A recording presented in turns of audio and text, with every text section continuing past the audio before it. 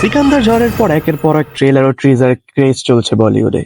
এরই মধ্যে মুক্তি পেল আরো দুটি নতুন মুভির ট্রেলার ও একটি মুভির ঘোষণা। প্রথমে আসে অক্ষয় কুমারের কাছে। অক্ষয় কুমার এবার ফিরছেন তার প্রশংসিত মুভি কেসরিয়া চ্যাপ্টার 2 নিয়ে। অবশ্য এবার কোনো ঐতিহাসিক যুদ্ধ নয়, বরং ঐতিহাসিক জালিয়ানওয়ালা বাগ হত্যাকাণ্ড নিয়ে, যেখানে তিনি সাদা শার্ট ও কালো কোট পরে কোর্ট রুমে বিরোধিতা করবেন ইংরেজদের ওই ঐতিহাসিক হত্যাকাণ্ডের জন্য, যেখানে অনেক নিরীহ মানুষের প্রাণ যায়।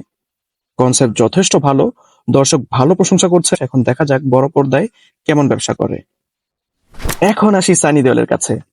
ফাইনালি পাকিস্তানকে রেহাই দিয়ে ভারতেই নিজের শত্রু খুঁজে পেলেন সানি দেওল। গাদার 2 এর সফলতার পর তিনি ফিরছেন জাট সিনেমা নিয়ে।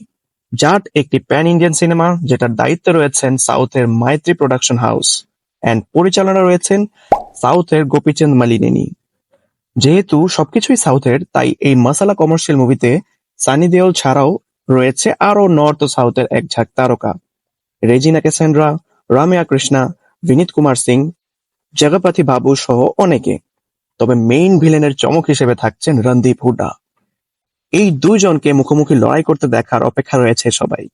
ফাইনালি সবার আবদার পূরণ করার জন্য চলে আসলো ইমরান হাশমির বহুল প্রশংসিত ও জনপ্রিয় আওয়ার আপন 2 মুভির ঘোষণা, যা শোনার আগ্রহে ছিল লক্ষ কোটি ভক্ত।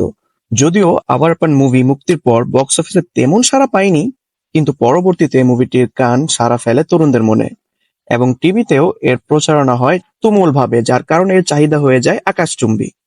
তখন থেকেই সবাই মুভিটির সিকুয়েলের আশা করতে থাকে। ভিন্নধর্মী এই কাজ দিয়ে সবার মন জয় করে নেন তিনি। মুভিটি আগামী বছর 3 এপ্রিল রিলিজ হওয়ার কথা রয়েছে। তবে সালমান খানের পর বক্স অফিসে আরেকটি কামব্যাক হবে কি ইমরান হাশমির রূপে?